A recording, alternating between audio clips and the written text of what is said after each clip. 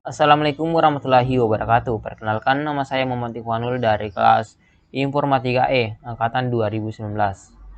Jadi video kali ini adalah video sebagai tugas dari mata kuliah Komunikasi Data, yaitu mencari minimal 5 jurnal tentang cara mendeteksi dan koreksi data dengan beberapa aplikasi. Kemudian jurnal tersebut kita analisis cara mendeteksi dan koreksi datanya. Jadi yang pertama di sini ada jurnal yaitu dengan judul Deteksi dan Koreksi Multibit Error dengan Partition Hamming Code. Jadi pada penelitian ini dianalisa metode untuk mendeteksi dan mengkoreksi multibit error pada pesan yang dikirimkan menggunakan partition Hamming Code. Nah, sebelum data dikirim ke penerima, pengirim membuat pola partition bit pesan yang lebih kecil dari Hamming Code 7,4 dan menambahkan bit parity dalam semua blok pesan yang dipecah sehingga menjadi sebuah kode word baru. Nah, partition digunakan agar penerima mudah dalam mendeteksi dan mengkoreksi multibit error. Jadi pada jurnal kali ini menggunakan Hamming Code yang merupakan salah satu contoh teknik error control coding yang dapat mendeteksi dan mengkoreksi error. Proses awal dimulai dengan input sebuah pesan yang ingin dikirim. Pesan tersebut menggunakan karakter yang kemudian dirubah menjadi desimal dan dirubah menjadi binary menggunakan tabel ASCII 2. Nah, selanjutnya pilih pola pesan yang ingin dipakai untuk pengiriman dan mencari nilai bit parity. Berdasarkan penjarian bit pesan untuk ditambahkan pada bit pesan yang telah ditambahkan bit parity menjadi sebuah kode word baru dan dikirim ke penerima. Dalam pengujian deteksi dan koreksi menggunakan partition Hamming Code yang dilakukan untuk mengetahui apakah dengan menggunakan Hamming Code dapat mendeteksi dan mengkoreksi multibit error.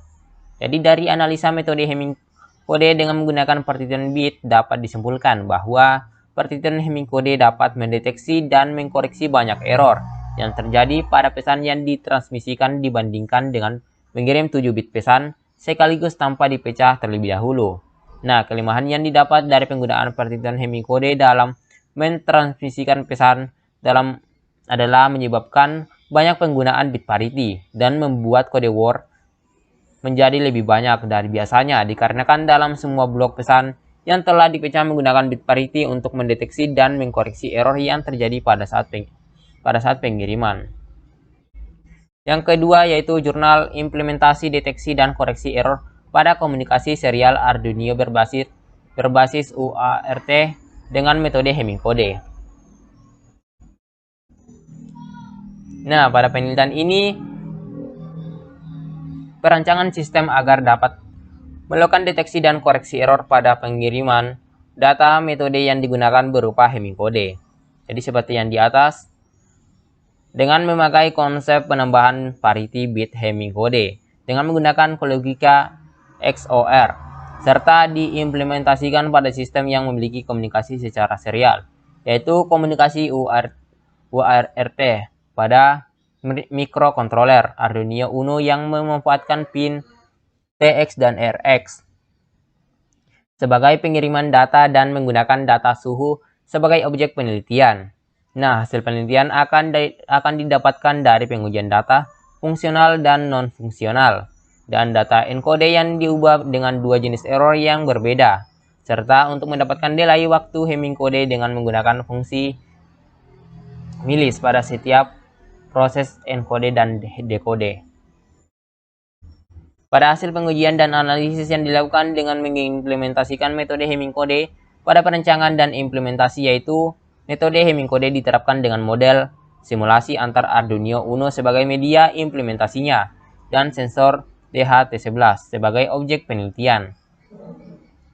Pada pengujian fungsional dan non-fungsional sebelum didapatkan kode word dari metode Hamming Code dalam proses encode dan decode data diubah menjadi biner, kemudian dilakukan operasi logika XOR untuk menambahkan parity bit. Nah, dalam penambahan parity bit, menambahkan 5 bit tambahan maksimal bit yang disisipkan. Hasil proses encode serta decode yang didapatkan sama dengan hasil perhitungan mulai metode Hamming Code.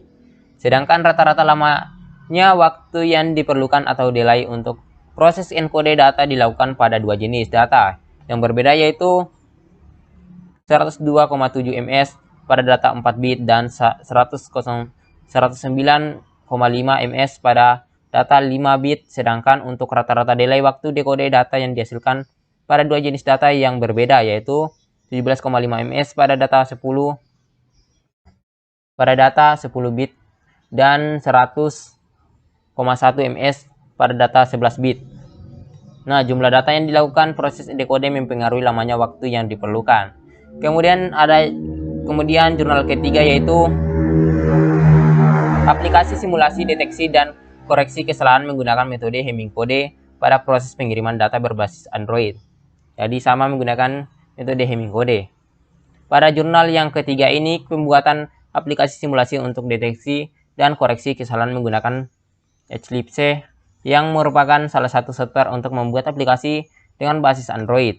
Jadi metode deteksi dan koreksi kesalahan Hamming code merupakan salah satu metode koreksi kesalahan dalam proses pengiriman data. Metode ini disimulasikan dengan cara membuat aplikasi yang bisa secara langsung melakukan deteksi dan melakukan koreksi data yang dimasukkan. Perancangan aplikasi simulasi deteksi dan koreksi kesalahan dengan menggunakan metode Hamming code. Proses deteksi kesalahan dengan menggunakan Hamming code yaitu yang pertama menentukan jumlah data yang akan dideteksi atau dikirim. Kedua, menentukan letak parity di posisi 1, 2, 4, dan seterusnya. Ketiga, menentukan nilai dari setiap parity. Dan terakhir, menggabungkan nilai bit parity dengan bit data yang ada. Kemudian proses koreksi error dengan menggunakan Hamming code yaitu menghitung jumlah bit data yang dikirimkan. Yang kedua, tandai posisi setiap parity pada tabel bit tersebut. Ketiga, lakukan operasi XOR pada setiap parity.